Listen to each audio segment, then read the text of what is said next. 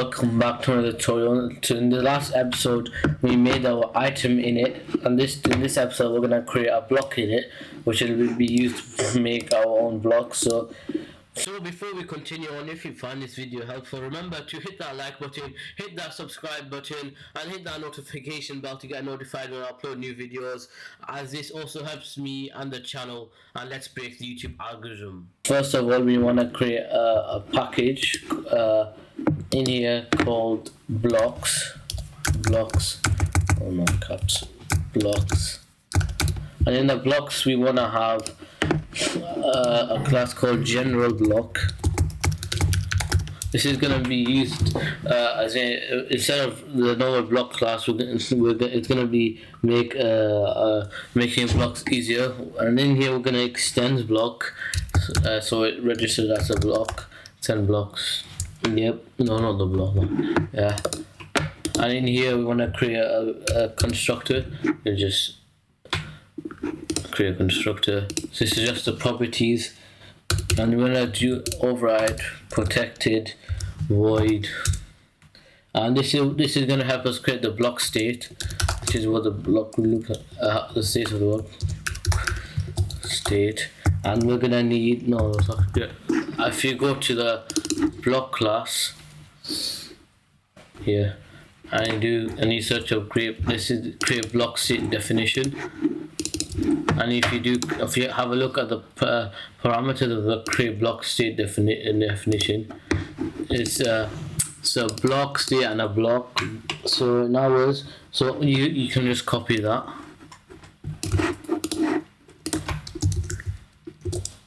and then you just do this, and then here you want to do this, and you want to add something called, we're gonna need to make this static. We're just called facing, and then add the semicolon, and then you're gonna have here. This is gonna be public. And actually, it's gonna be private because we're only gonna use in this class. Public, private, static, final, and this is gonna be directional property. So directional if I spell property, directional property, state definition, state definition, and this is gonna be new, and this is gonna be horizontal directional block and not facing. No, it's actually directional, probably directional, just spelling it wrong. And then we're just change this to facing, or state definition. And after that, we also need one more.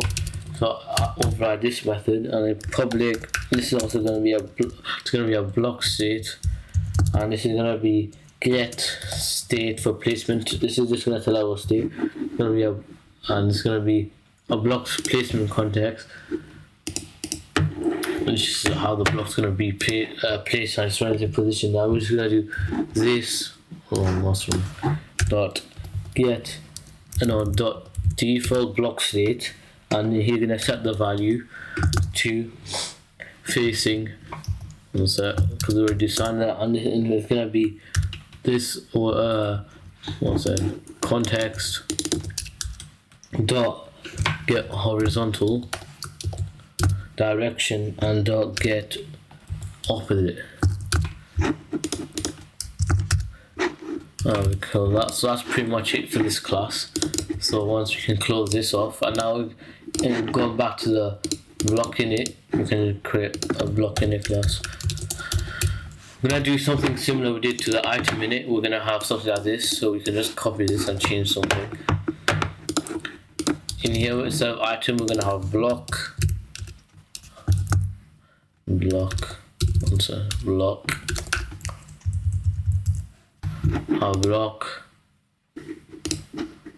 and instead of item, we're gonna have block, and we need to create a register. So it's gonna be public static. Actually, it's private static, as I said in that last episode. We only need to use this in this class, so it can be private. So private static is also going to be a registry object, but instead of block, it's going to be general block, and in the general block, I'm just going to be register. And the reason we're using general block is we're able to take other blocks properties and just use them for our block, which makes life easier. So just use block and just say existing block. I'll show you how this works in a minute. Existing blocks, so I'll spell that wrong. Existing blocks, I'll just do blocks. And in here we're gonna do we're gonna return null from the moment. We also need to make another method. This is also going to be private static. This is also going to be registry object, registry general block, and this one's also going to be called register. String name, and also going to need a supplier. It's basically like a lambda. String name, and the supplier is also going to be general block. Supplier general block. Just write block. And what a supplier exactly is, according to Java docs, is a reply. So a function interface, and you can get the result which we supplied. And in here is we're gonna do registry objects again. Registry object block block reg and equals blocks. I'm gonna register it. So no, I'm changing that to blocks. So we need to register blocks. So register and the name and the supplier. That's supplier. Because to register a block you need a supplier. So that's basically this a lambda expression. And under here you want to do items. So we're gonna need the items we created in the last episode. So we can just item in it. The item, and so that should be items because it's plural, not singular. Items. So items. So we change that here too. So fix it here. So items, I'm gonna do the register name.